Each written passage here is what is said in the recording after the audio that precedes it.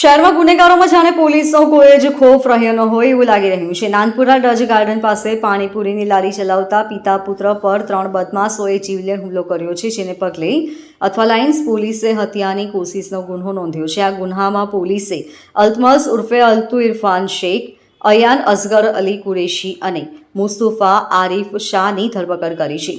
વધુમાં પોલીસે જણાવ્યું હતું કે ત્રણેય આરોપીઓ 26મી તારીખે રાત્રે નાનપુરા ડચ ગાર્ડન પાસે પાણીપુરીની લારી પર પાણીપુરી ખાવા માટે ગયા હતા. પાણીપુરી ખાધા પછી ત્રણેય જણાએ ચણા ખાવા માટે માંગ્યા હતા. પિતા પુત્રએ